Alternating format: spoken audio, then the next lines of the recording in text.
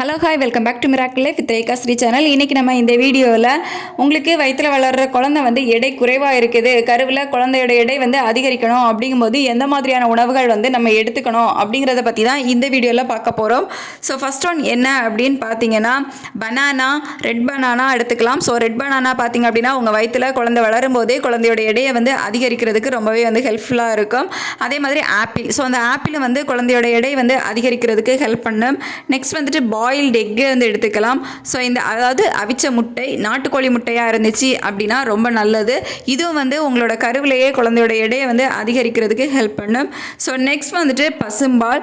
இந்த பசும்பாலில் இருந்து ரெடி பண்ணக்கூடிய தயிர், பன்னீர், ஸோ இது எல்லாமே வந்து நீங்கள் எடுத்துக்கலாம். இந்த பசும்பால், தயிர், பன்னீர் எல்லாமே வந்து குழந்தையோட வெயிட் வந்து இன்க்ரீஸாக இருக்கிறதுக்கு ஹெல்ப் பண்ணக்கூடியது தான். நெக்ஸ்ட் வந்துட்டு ஆட்டு ஈரல். இது வந்து உங்களுக்கு பிளட்டு வந்து இன்க்ரீஸ் பண்ணுறதுக்கும் ஹெல்ப் பண்ணும். ஸோ பிளட் வந்து கம்மியாக இருக்கிறது அப்படிங்கிறவங்க வந்துட்டு இந்த ஆட்டீரல் எடுத்துக்கலாம். குழந்தையோட எடையை அதிகரிக்கிறதுக்கும் இது ரொம்பவே ஹெல்ப் பண்ணும்.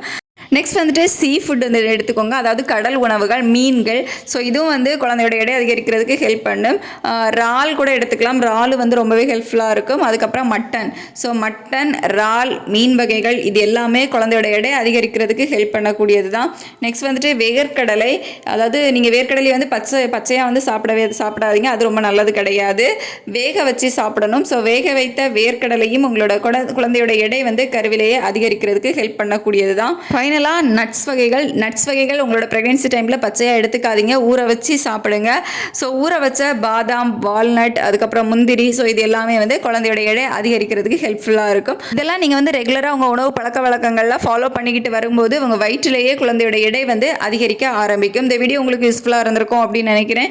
உங்களுக்கு ஏதாவது ஐடியாஸ் இருந்துச்சு அப்படின்னா கீழே கமெண்ட்டில் சொல்லுங்கள். ஏதாவது சஜஷன் அப்படின்னாலும் கமெண்ட்டில் சொல்லலாம். ஸோ இந்த வீடியோட நேரம் பொறுமையாக பார்த்ததுக்கு தேங்க்யூ ஸோ மச்.